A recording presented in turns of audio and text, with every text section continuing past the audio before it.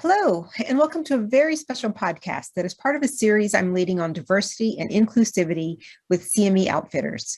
Today's CMEO briefcase is entitled Addressing Maternal Health Disparities, Changes You Can Make to Your Practice. I'm Dr. Monica Peak, and I'm a professor of medicine and associate director of the Chicago Center for Diabetes Translation Research here at the University of Chicago. I'd now like to welcome Dr. Hedwige St. Louis, an associate professor and assistant clerkship director in the Department of OBGYN at Morehouse School of Medicine in Atlanta, Georgia. Dr. St. Louis, I'm honored to have you and joining us today, and I'm excited about the discussion ahead. Thank you so much, Dr. Peak. This is an honor to be here tonight. I'm looking forward to the discussion as well. Me too. So let me begin with our first learning objective, which is to assess perinatal health and safety to reduce the risk of maternal morbidity and mortality in pregnant women of color. But first, let me ask the audience to give us your input on this question. In the United States, how has the maternal mortality rate changed in the last 3 decades? So we have 4 options. A, it's increased at a rate of 1.4. B, it's reduced at a rate of 1.5. C, increased by 2.4 times. And D, reduced by 2.5 times.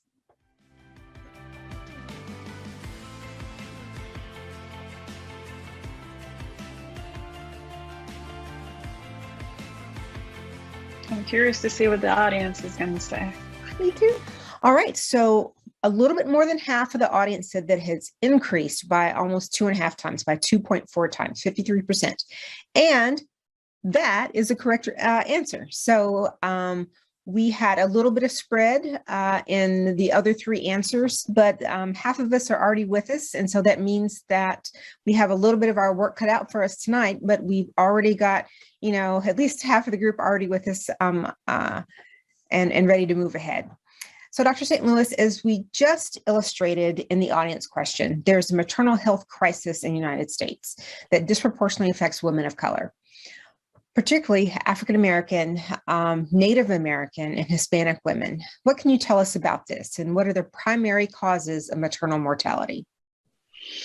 So unfortunately, as one of the industrialized or advanced countries, however we want to look at it, the United States leads the pack as far as maternal mortality. Causes of maternal mortality, primarily in the United States, the majority of the maternal deaths occur in the postpartum period. So Dr. St. Louis, why do you think it is that compared to other high-income countries, compared to France, for example, the United States is seeing such differences? We normally would think about ourselves in comparison to maybe other countries that have differential wealth patterns or something. And so tell us why the United States do you think would be different than other developed nations or other high-income countries? Sure. Interestingly enough, there are a couple of reasons. Number one, in the United States, compared to some of those industrialized countries, we seem to have a lower rate of maternity care provider compared to the number of women who are pregnant. Mm-hmm. So not only do we not have enough, so number one, we don't have enough providers. Number two, the ratio of providers in our country is also different from that of other industrialized countries, except maybe for Canada.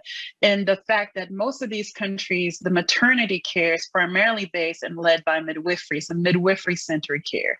So for instance, in England, which seems to have one of the better models in terms of maternal mortality, New Zealand is another one. The primary provider for maternal care is led by midwives. And then the obstetrician are primarily hospital-based, and they take care of patients who are high risk, so that you have a wider variety of providers, including family medicine physicians who are providing care to low-risk women. And so how does that affect the outcome? One of the first things that you'll see is that there is a decrease in the rate of cesarean section or surgical deliveries. And so in a lot of these countries, there's a high rate of vaginal birth models. And also because they're midwifery-led models, there is also a greater emphasis on the postnatal care, which is something that in the last couple of years, ACOG has made it part of its one of front center missions, which is to change the way we approach postnatal care, and knowing that the majority of maternal deaths occur in a postpartum period, it goes to show that if you put a emphasis on postnatal care and how we provide postnatal care and plan with patients how they're going to follow up with us, then the outcome that we see, the outcome differences that we see in other industrialized countries compared to ours are a little bit better explained.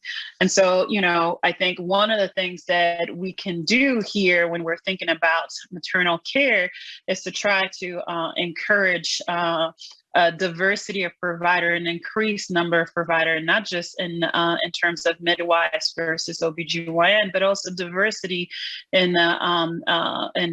what our providers look like, so that our patients can see themselves in the provider and establish a better relationship with their providers.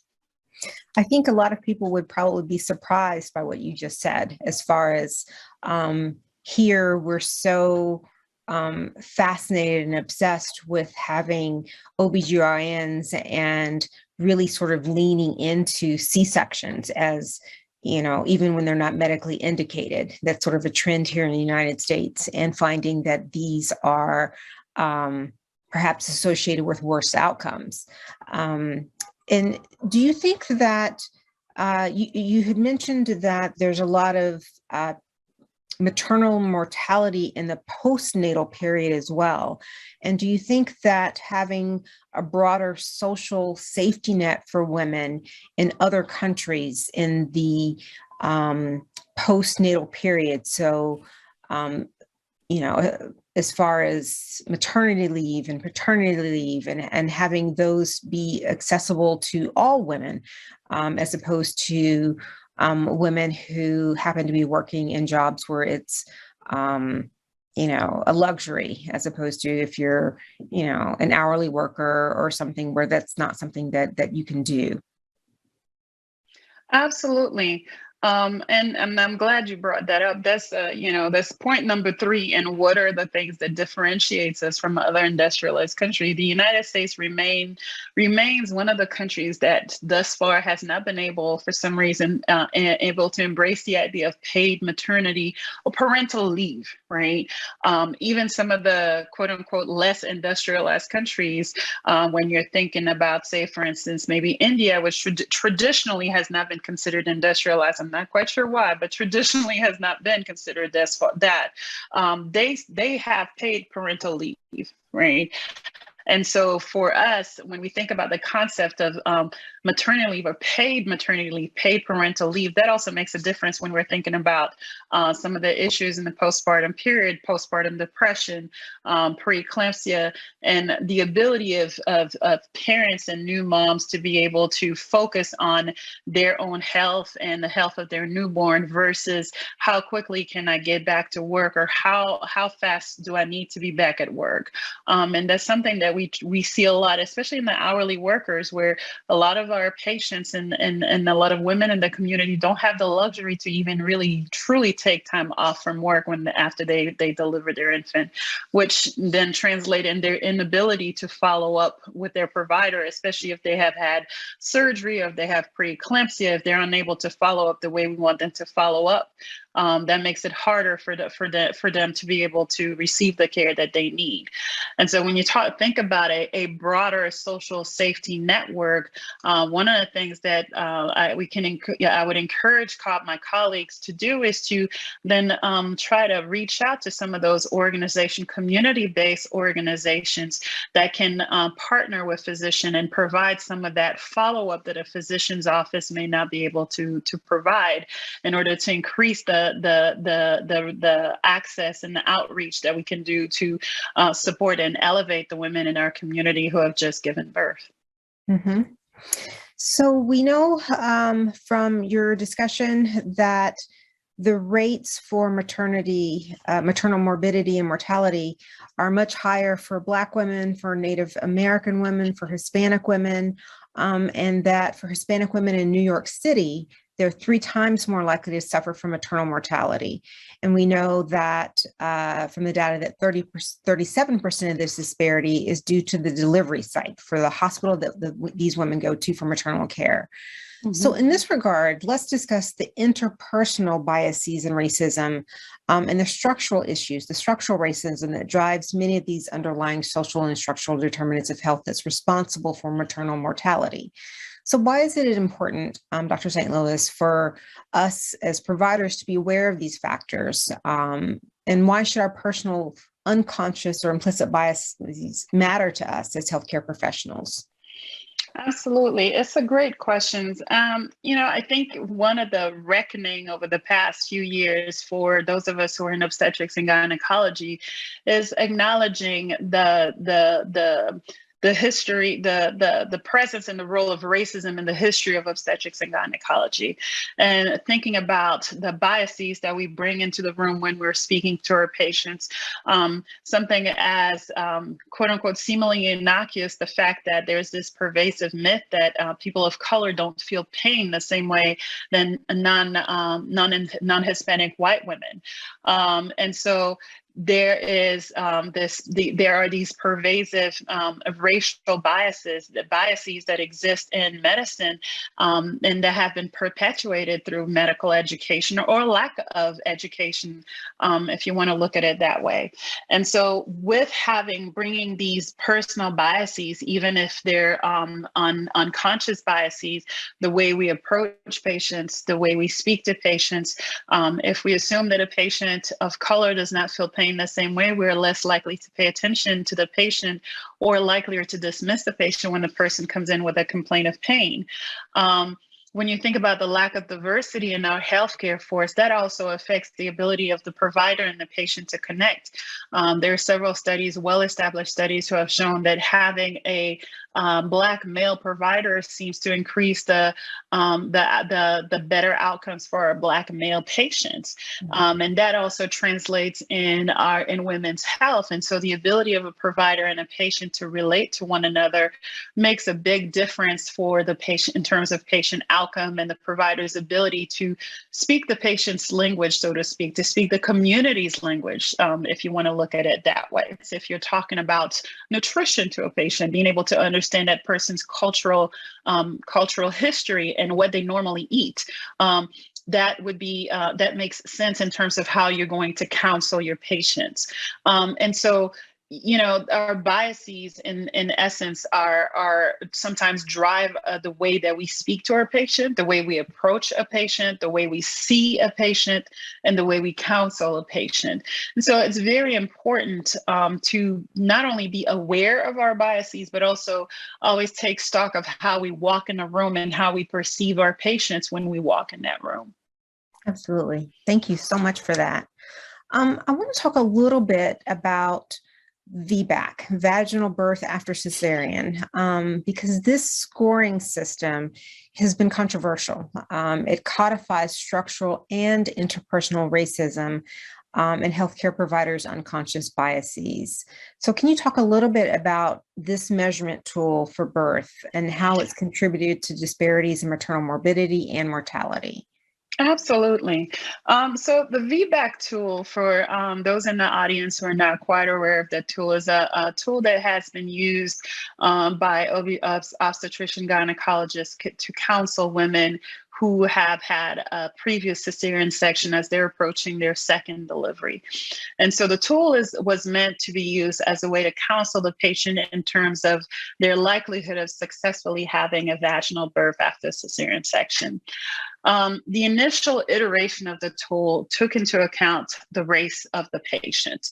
And in 2017, I believe, a group of physicians and residents, surprisingly so, took a look at the tool and asked the question as to why race was a factor in that tool. Why should we pay attention to race in that tool? Mm-hmm. And that has led to the researchers who actually initially put the tool out there to go back and retool the tool, so to speak, and remove race as part of the components of the tool, because it was clear that race had no place in it. Number one, because the data that they looked at was retrospective data, which meant that the data in and of itself did not take into account the social determinants of health. And so the question is, was race in and of itself a factor, or was it the social determinants of those individuals who were in those data sets that then affected those individuals' ability to have a successful VBAC outcome? Mm-hmm. And so what I mean by that is that you will find that women of color traditionally tend to be less well educated or informed about their options for VBAC. And when they're informed of their options for VBAC, they're less likely offered the opportunity to have a VBAC. And so if you look at retrospective data and you're taking that into account, then the tool that was devised in the first place become loaded with bias, if you want to look at it that way. And so once they took out race out of that tool, they realized that the outcome themselves did not change so much, and other than it improved the outcomes for both patients of African descent as well as Hispanic patients.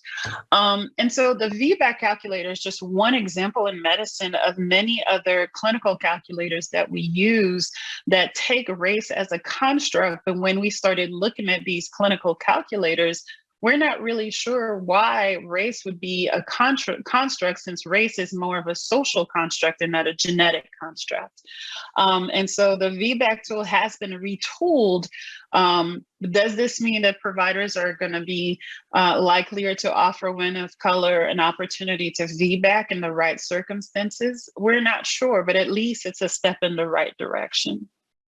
You know, I think we're in a moment of reckoning with the racialized medicine, where so many of our tools, the GFR for accounting for kidney function, spirometry, so many other things that we have had these markers for structural racism. We're using race instead of racism. You know, it's not our brown or black skin, it's the fact of how society reacts to that, and then what that does to our health. And so let's be more precise and figure out what we are trying to measure when we think about race. And so we're now having to go back, thankfully, and retool our tools. And this is just another example of that, so we can have a more accurate sense of how we can take better care of African Americans as a population, of various marginalized populations in a more effective way. So thank you for that. Sure. Before we move on to our first patient case, I want to ask another audience question, which is, what is the leading cause of maternal death among Black women? So we've been talking a lot about maternal mortality, but there are a lot of different reasons for that. So what's the leading cause of maternal death among Black women? So A, pulmonary and obstetric embolism. B, sepsis and infection. C, eclampsia and preeclampsia, or D, postpartum cardiomyopathy. So I'll give the audience a few moments to think about that and answer. So we have 56% who answered C, or number 3, and that is the right answer. So yes, we're holding steady, moving up a little bit. So eclampsia and preeclampsia is the leading cause of maternal death among Black women. And I know that you know a lot about this as an obstetrician, gynecologist, that these issues of maternal mortality affect women of all classes, that it's not just low-income women, that women who, you know, are across the socioeconomic spectrum are affected by maternal morbidity and mortality. And I'll say that I had preeclampsia and was nearing eclampsia right at the time of childbirth. And, you know, I am not a low-income person. And so these are issues that impact the entire Black community, you know, women across the spectrum. So one of the best ways for us to illustrate the structural and interpersonal inequities in maternal care is to look at the needs of some individual patients. So Dr. St. Louis, please take us through the first patient case. So in the first case, we have Miss Ada Faye. She's a 34-year-old woman of African descent. She has had 3 pregnancies. She delivered 1 child. And her medical history is complicated by gestational diabetes. She's overweight with a BMI of greater than 28, and she has had some occasionally elevated blood pressures. And so for this patient, we know that currently we're concerned about her having hypertensive disease in her 3rd trimester. We also know that she's had a previous C-section, which culminated in the delivery of a stillbirth child. And then she's also had 1 vaginal delivery of a live infant. And so Ms. Arafe presents in the early stages of labor, and currently the only medication that she's taking regularly are her prenatal vitamins. So in the case of Ms. Arafe, we worry about what's going to happen as far as her ability to have the conversation with her regarding whether or not she wants to have a vaginal birth after cesarean or whether she should have a repeat C-section. In this case, her OB applied the VBAC score and decided that a cesarean delivery would be best, and so the patient had an epidural placed. Initially, Ms. Faye reports feeling severe pain and discomfort, and one of the things that we often see in the OB world is oftentimes the patients of color are generally not listened to as well when it comes to their pain. And so in this situation, the anesthesiologist and the nurse insist that the epidural will work, and they encourage the OB to move ahead, even though the OB feels very hesitant about it. In terms of her delivery complication, of course, the anesthesia did not work. So that was 1 complication.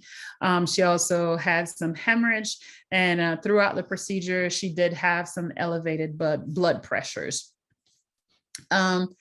So Ms. Faye goes on to deliver a healthy baby, and she is sent home within 2 days. When we send patients home, one of the things that we have to pay attention to are the different, is the social environment in which the patient is going home to. So sort of social determinants of health.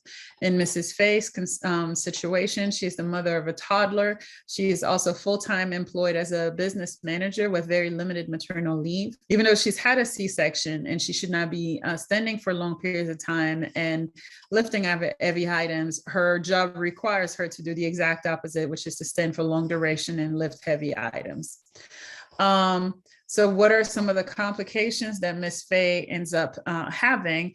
They include her cesarean site incision opening when she comes back for her first visit, and she also has a slight infection at the incision. She also experiences some difficulties with breastfeeding, and most concerned, she has a DVT in her right calf. So we know that about 65% of maternal deaths are due to preventable causes, and there are several clinical and social factors that increase the risk burden for Black women, Native American women, other women of color. So Dr. St. Louis, in the case of this patient, Mrs. Faye helps to illustrate some of these risks. What could have been done or should have been done to care for Mrs. Faye? And then we have some questions from the audience that are relevant in general and then specific to her case. Absolutely. So I think one of the first things in describing this patient, we know that she was overweight with a BMI greater than 28. It would have been really good to help this patient, ideal to help this patient in terms of referring her to a nutritionist who was culturally aware, that would have been able to help the patient and making informed decisions about her diet to help her, if not lose weight, but specifically maintain her weight, so that throughout the pregnancy, her obesity would become less of a factor in terms of her risk factor for the pregnancy. In addition to that, I think, the blood pressures being elevated during a C-section and after the C-section were a red flag that definitely should have triggered the healthcare team to not only keep her a little bit longer, which is one of the recommendations that ACOG now has for patients who have increased blood pressure, which is for us to be a lot more vigilant about the different ways that preeclampsia and eclampsia can show up.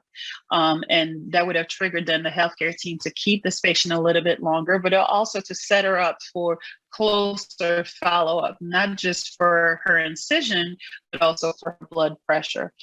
Especially because she was diagnosed with gestational diabetes, having her work with a nutritionist would have also been really important for her in terms of her future health in the postpartum period and beyond, but also in terms of her health during the pregnancy, as well as how that affected her newborn.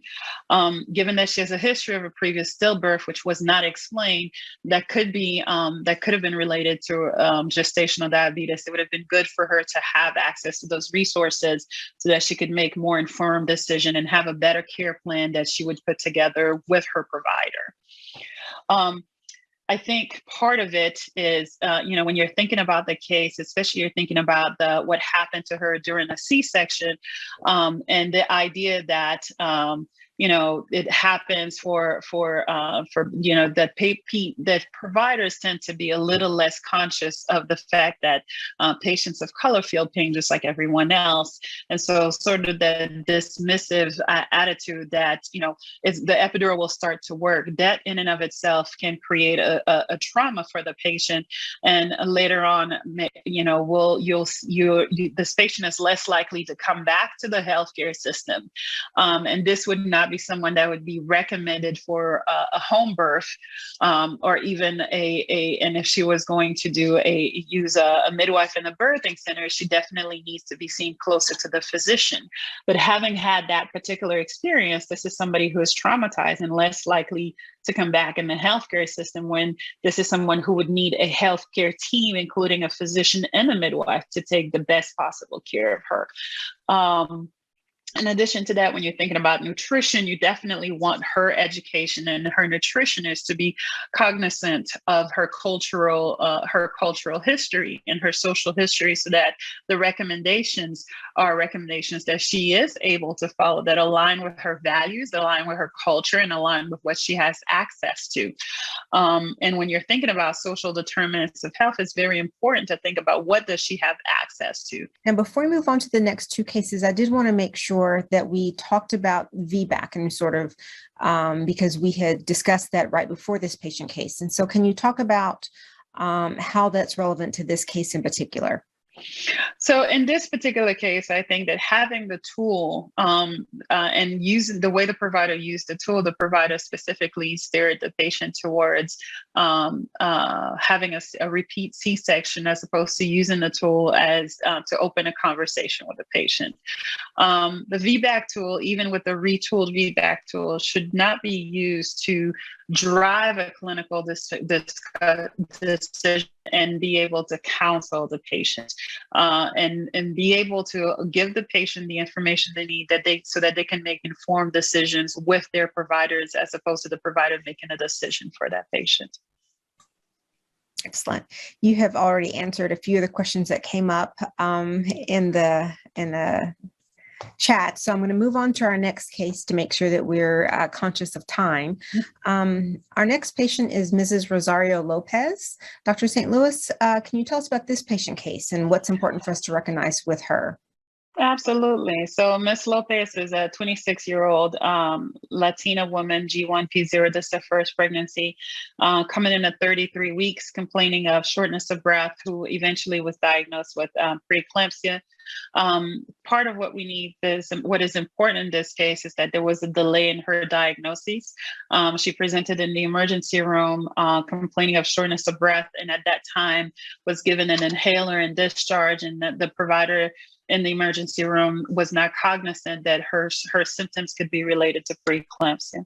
Eventually, for this patient, she presented in labor. She had a prolonged labor, which was augmented with oxytocin. She had to be placed on magnesium sulfate because of the preeclampsia to protect her central nervous system. Eventually, she ended up having a cesarean section. Because she had a prolonged labor, she was on oxytocin. She was also on magnesium sulfate that increased her risk of postpartum hemorrhage. And in addition to that, we had issues with her in terms of controlling her blood pressure. She was discharged 3 days after her delivery and was told to follow up. She was admitted 4 days later to the neuro ICU because of eclamptic seizures. So Dr. St. Louis, How do clinician biases and medical myths impact care for women of color and contribute to maternal health disparities? I think that when we think about biases and myths, sometimes we miss diagnoses in patients because the patient does not look like what we expect the patient to look like. So in this particular case, when Ms. Lopez presented in the emergency room, the providers who saw her unfortunately did not make the connection of her symptoms with preeclampsia because she didn't look like what a quote unquote a preeclamptic patient should look like. When you think about preeclampsia, you predominantly think of women of African descent. But we do know that Hispanic patients have a higher likelihood of actually developing preeclampsia compared to non-Hispanic white patient. And so preeclampsia, eclampsia, cardiovascular disease do not look like any one particular patient. And so providers should definitely have a greater, be more cognizant of when pregnant patients seem to show up and have specific symptoms and not be dismissive of those symptoms. And so I think in this particular situation, being cognizant that our biases can sometimes lead us to misdiagnose or miss our diagnosis in a patient is very important. Mm-hmm. Mm-hmm. And, I think part of what we also have to be cognizant of when we're thinking about maternal mortality and causes of maternal mortality, preeclampsia, eclampsia, definitely higher, 5 times higher in Black women, postpartum cardiomyopathy. When we're thinking about the whole spectrum of cardiovascular disease, definitely higher in women of African descent and Hispanic women. And a lot of the using the AIMS bundle that have been developed in the past, and so being able to standardize the care that we provide does go a long way towards removing the effect of our personal biases, both implicit and explicit biases. Great. One of the questions from the audience was, should race be a factor in screening for hypertensive disorders and gestational diabetes in pregnant women? What are your thoughts about that? And then can you talk a little bit about why the rates of eclampsia and preeclampsia are higher in Black women and Hispanic women? So the idea of race as a genetic marker, so far we have not been able to come to any one particular consensus. We do know that race is a social construct, and so when we're thinking about using race to screen, we have to ask ourselves a few questions, which is, is there a need for race correction? And if we're going to use race as a screening tool, how are we using race? Is this self-reported? Is the patient reporting a certain way? But if the patient has several different race, a Black mom and a white father, or a Native American father and a Hispanic father, how does race then factor into that patient? Is that patient more Black? If one parent is Black, do we dismiss the other parent that's white? And so we have to be very careful when we're using race as a construct to screen patients. When we think about the prevalence of cardiovascular disease and conditions in African American women compared to white women, a lot of times we also have to ask ourselves, what role do social determinants of health play? How that affects the person's health?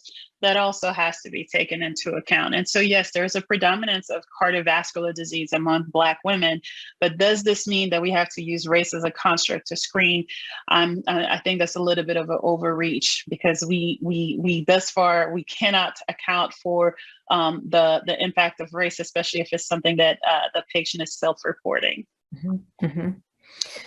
We've talked a lot about bias on the part of healthcare providers. And so one of the questions that came in was that aside from sort of guideline care for equitable maternal care, are there any measurement tools that can help mitigate healthcare provider bias when assessing pregnant patients who are from racial and ethnic minority backgrounds? Well, that's a evolving question. I think right now we are still grappling with the effect of biases and how to change not only medical education, but how to change the perspective of providers who are currently providing care.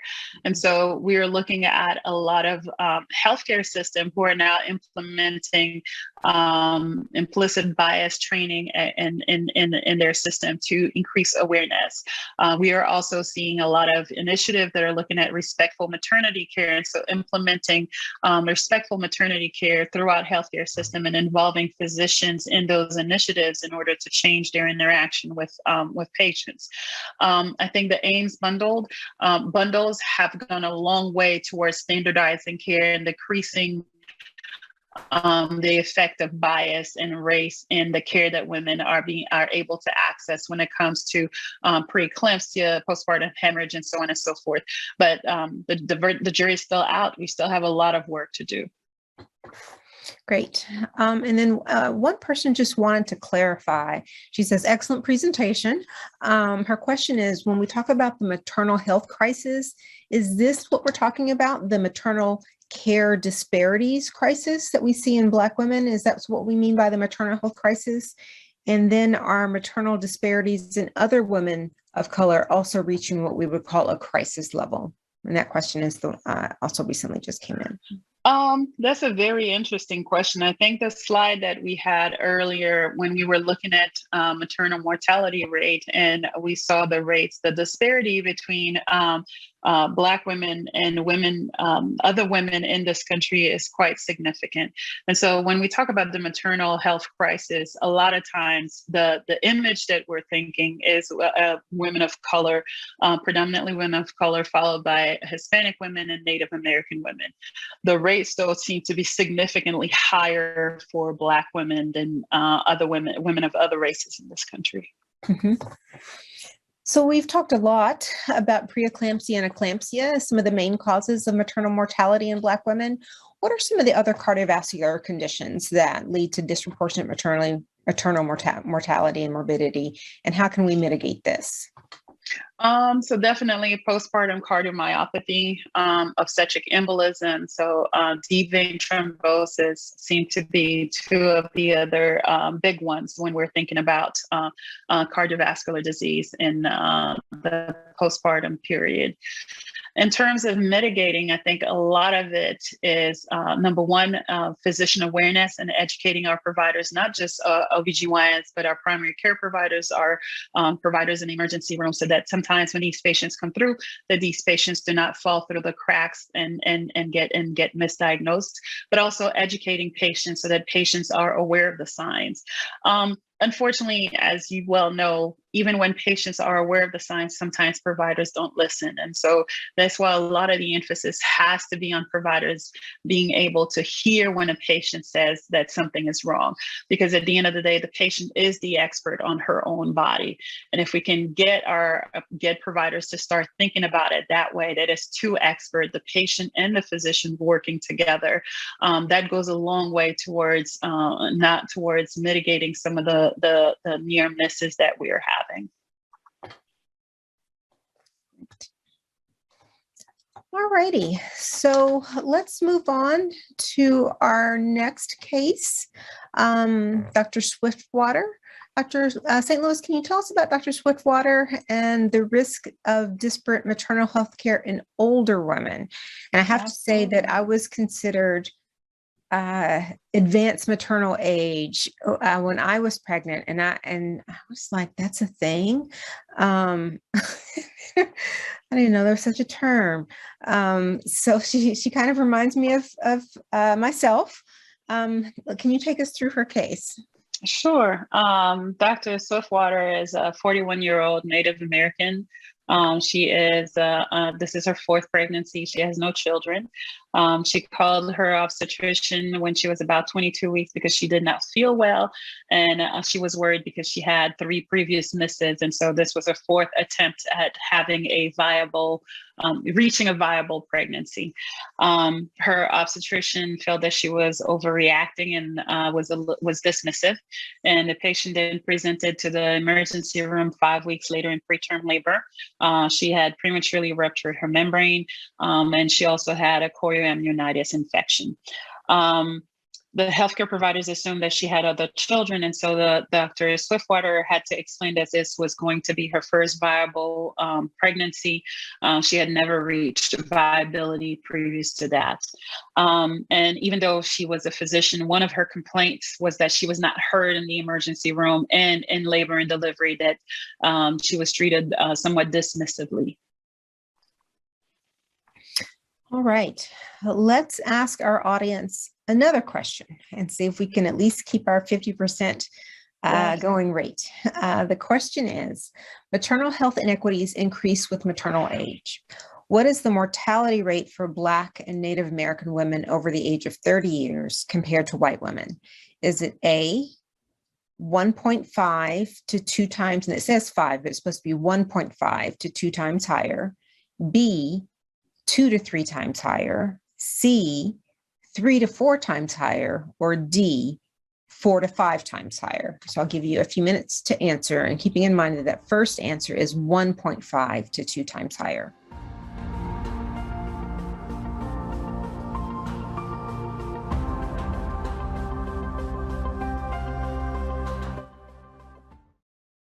All right. So we've been going with C, and that is what the majority of people have chosen this time. But unfortunately, the answer this time is D, 4 to 5 times higher. And that is a significant magnitude of increased risk for women who are 30 years old. And 30 is not a significant, the older I get, the younger 30 sounds. It's not a significantly high advanced maternal age, to start seeing these market changes in racial disparities. But already at age 30, there's a 4 to 5 times higher risk of maternal mortality. And so that is significant. It takes my breath away. Very few of us, only 20% of us in the audience would have guessed that. What are your thoughts about the audience choices, Dr. St. Louis? It's similar to what you said, and doing some of the research, looking at women who are quote unquote older, right?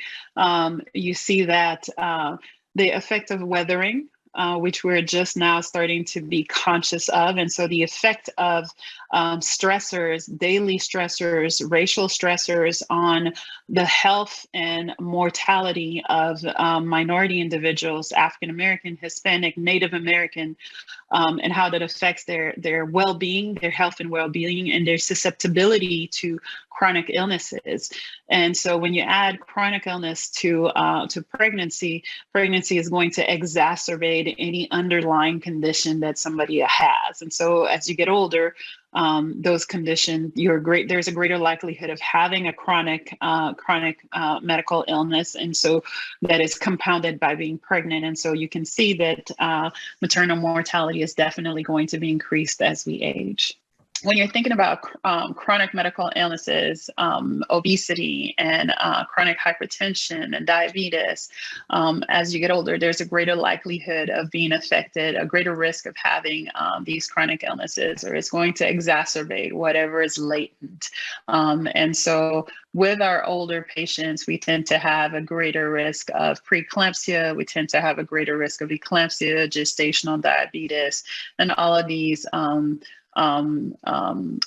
illnesses that then render these women higher risk and increase their mortality and morbidity in pregnancy and in the postpartum period. So in many cases of disparate health and healthcare, the patient is often blamed for not being informed or for taking the onus to improve their health. Dr. St. Louis, what does the data show here? And tell us about maternal health care in terms of higher education. That is the great paradox. I think when we started looking at the maternal health data some 10 to 20 years ago, as per that slide that we saw earlier, the maternal mortality reached a peak in 2011, 2012.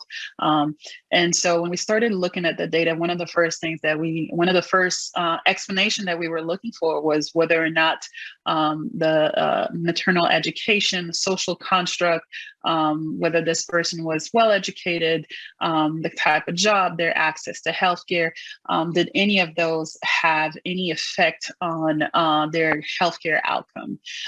We now know that even when you compare Native American and African American women with some college education to their white counterparts, their healthcare outcome are still worse. And so when we're talking about maternal mortality and morbidity, the healthcare outcome for an African American woman who is college educated and has private insurance is on the same level par as a white woman with a high school education. And so our education does not seem to be a protective factor in this situation. And so when we look at all that, we are now finally coming to terms with the fact that biases and structural racism seems to be the factor that is driving the maternal mortality.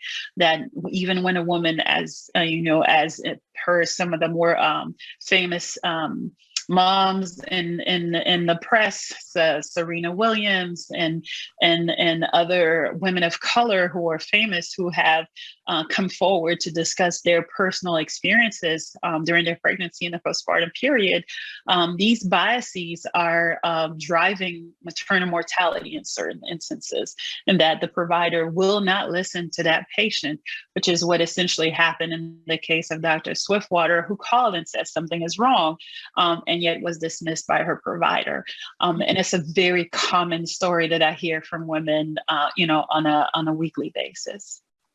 Yes, and I will say that has happened to me as a female physician as I navigate my way through the healthcare system, a female physician whose research is patient-provider communication and empowerment. And so I have all the tools available at my disposal. I have the social capital, the medical information, and yet I still face the challenges because when you're ill, you're not at your best game. When you're sick, you're tired. And when I had my twins, and I had several issues that came out during my hospitalization, and I tell people about it later, and they're like, "Did you report those people?" I was like, I was so tired. I did not. Had I been healthy and well and who I am right now, absolutely.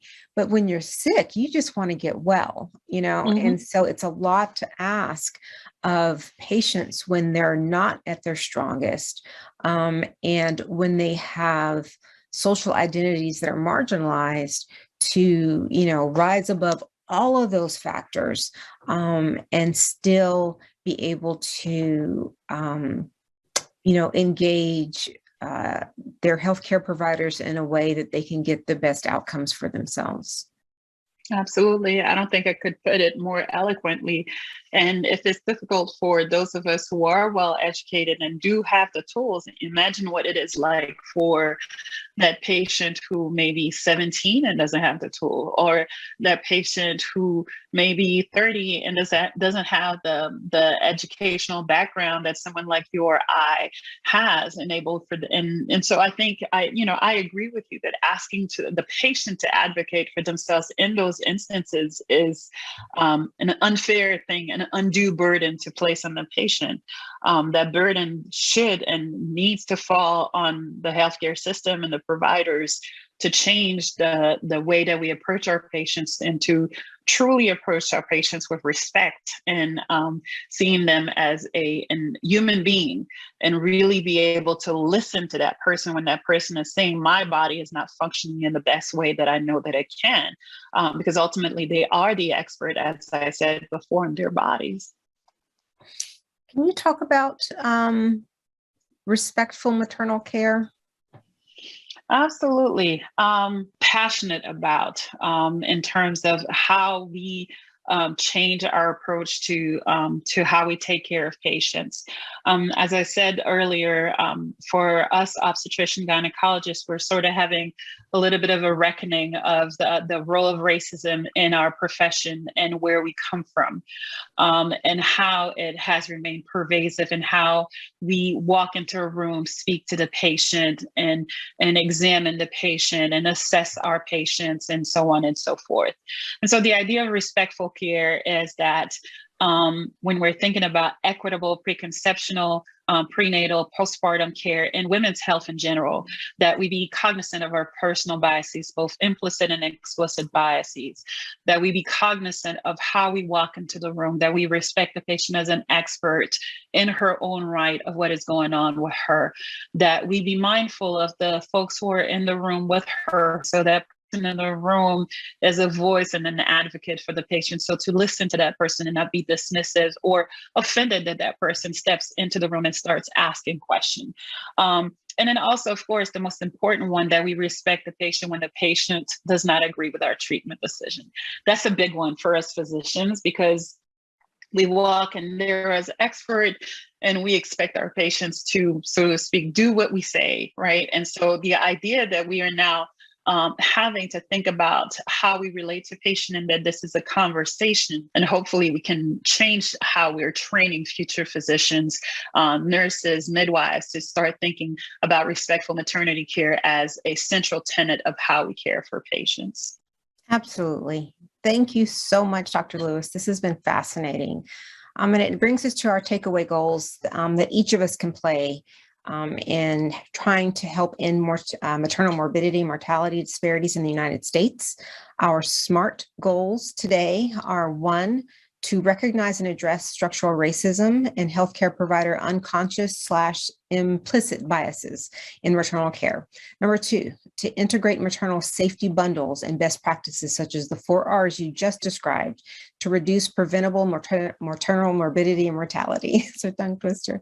And number 3, to develop care plans that focus on respectful maternity care to mitigate disparities in maternal health outcomes. And last, to implement effective clinical interventions and follow-up by the entire care team to prevent and manage major causes of maternal morbidity and mortality. Please join me here at CME Outfitters for our upcoming briefcases and activities with more action steps that you can take to help end disparities. In particular, 2 of our upcoming briefcases will examine diversity and inclusivity in 2 important areas: chronic pain and orthopedic care. We'll be adding new content every month, and we really want to hear from you, our audience, on what we need to do so we can have an impact on these very important issues. You can find out all about the upcoming live events and view previous ones on the DNI Hub here at the link that you see on your screen right now. Please remember to collect credit for this activity by using the Apply for Credit button on your screen.